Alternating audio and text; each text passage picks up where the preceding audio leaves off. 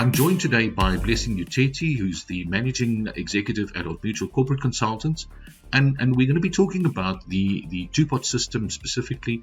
It's been in the media for a while now, and you know, Blessing can explain to us a little bit more on what it's all about, what are the benefits, you know, what's the good, the bad, and the ugly. Blessing, good morning.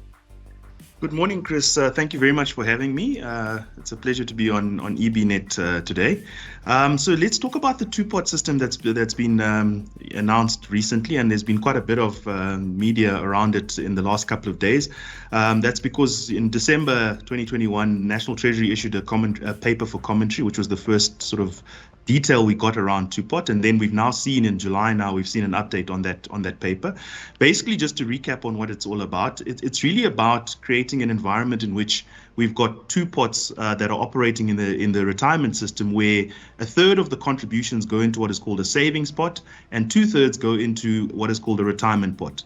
The two-thirds going into your retirement pot will not be accessible, and that money is going to be there until people get to retirement and will be used to take up an annuity for people at retirement. The savings pot is what's now going to be accessible, and it will be accessible once a year, as long as there's 2,000 Rand in that savings pot. So it's up to a minimum of 2,000 Rand can be taken out of the savings pot. But I just want to take a step back and just talk about, you know, why are we here? And there are really, you know, two reasons why National Treasury is suggesting this. The first is we've had an age-old problem in the retirement landscape, which is lack of preservation. Our current system allows people to access their full retirement benefits when they exit the funds, and that's been something that's happened continuously for as long as we can all remember in South Africa. And that has provided a landscape in which people just do not get to the decent retirement outcomes that they need to get. So net replacement ratios are not where they need to be. And effectively, one of the major reasons why they're not there is because people just don't preserve. People take their retirement benefits at each time that they resign from employers, and they use that money for other purposes that is not for retirement. So that was the first reason, and probably the main reason why this is happening. The second reason was really elevated around COVID-19.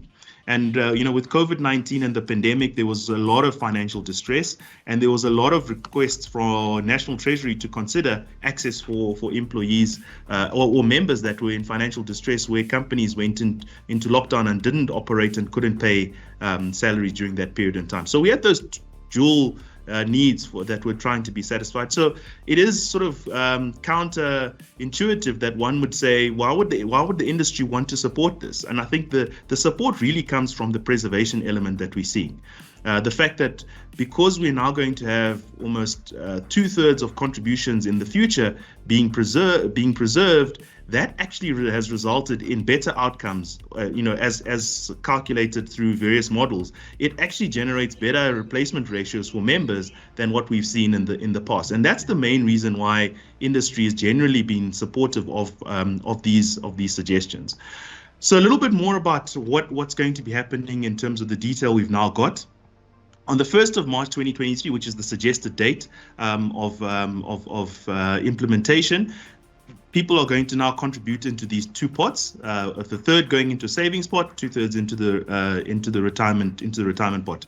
Let's talk about the date. I think for practitioners, everyone believes that date is not practical. It's really optimistic to try and get it done on the 1st of March. Why is that? There is so much administration that needs to be done to make sure that retirement funds are ready for this. So let's talk about, you know, updating or registration of fund rules, because rules of funds will need to accommodate how they're actually going to structure the participation of members in the two-pot system. So that in itself, from an administration perspective, will determine how the systems are set up and what options are going to be given to members. The legislation says up to 1/3 can go into your savings pot. So we could see members being given the choice of, you know, anything from 0 to 33% going into the savings pot. So there's those nuances that retirement fund trustees are going to be having to grapple with around putting in place the two-pot system, let alone the fact that administrators now need to manage the various pots that we've got. I think we talk at the moment about 2 pots, but there are actually more pots than the two that are being announced. So just from the legislation that the draft that we're seeing, we already see that there's 3 pots that need to be created. There's the vested pot, which is the old money prior to the 1st of March 2023, and that money needs to be protected because that money can be paid based on the old rules that we have today. In other words, people when they resign, they can still take that money. So there's what we call the vested pot, there's going to be the retirement pot, and there's going to be the savings pot. But prior to that, we know that we've had other pots that we created because of the harmonization and the annuitization that was done. So there were certain protections that were given to people over age 55, and that's another pot that needs to be created. So there is going to be a number of pots that the administrators are going to have to put in place and account for this money in that fashion. The other aspect to think about as well is the tax treatment of the access. From a tax perspective, the access pot is going to be accessed at a marginal tax rate. In other words, if you're paying your tax at a 45% marginal tax, you're going to pay 45% tax on the access that you take. I think the one benefit of that is that for those people that are in dire straits, that are not employed and they're not earning an income, it means that they actually pay less tax when they take the access, which does make sense because you actually want to alleviate financial distress. But on the other hand, if you're employed and you're taking this money for other means to alleviate other emergencies, then you're going to pay tax because you're still employed. That's different from the current environment in which we have the withdrawal tax tables that are available, the sliding scale from 18 to 36%. People will still be entitled to utilize that tax table upon resignation on the vested pot. At retirement, when you get to utilizing your retirement pot and your savings pot, the tax regime that is applied at that point is going to be the retirement lump sum tax tables that apply. So the usual 500,000 tax-free being paid on the cash lump sum. So from a planning perspective, there is some merit in actually having a savings pot because you're actually going to need to utilize that to take any cash needs at retirement. As opposed to having everything in a retirement pot where it's all going to be annuitized. So that's something to be thinking about. I suppose the other elements that trustees would need to apply their minds on is what's going to be happening on investment strategies. Are you now going to think about having different investment strategies for the different pots that are available? There's now going to be the ability to have your retirement pot locked away for much longer and people not accessing it on resignation as they've done. So do you now do different things with that type of with that retirement pot as opposed to the savings pot where one would think people are going to actually be accessing it every year or every couple of years for their needs. And I think it's also a need for us to just think about how best we can actually have the retirement benefit counselors support the communication that goes to members around the use of this savings pot and the access that's coming through.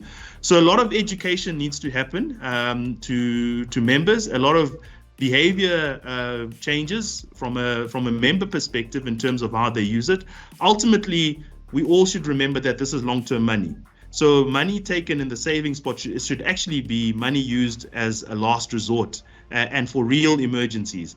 One would rather educate members to actually have other facilities that they can use for emergencies rather than using their savings pot in the retirement savings. So Chris, in a nutshell, that is what we're talking about from a two-pot perspective.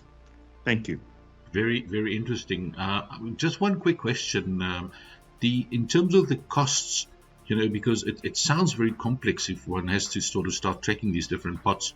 Is there any expectation that would affect the administration costs at all? I certainly think that trustees are going to have to keep an eye on that one because, yes, more complexity, more options for members certainly means that it does cost more to do the administration. So one would expect that there is going to be conversations happening around the costs of administering these. There is obviously some thoughts already to say, those people that do access are the ones that pay. So one has to just make sure if that is the environment we go into, are those transaction fees fair? Is what a member going to pay to access this money appropriate? And is that really competitive? So I do suspect that we are going to see an increase in administration fees because of the complexity that we're introducing. Interesting. Blessing, thank you very much. Very insightful from your part. So thank you very much. I really appreciate that. Thank you, Chris.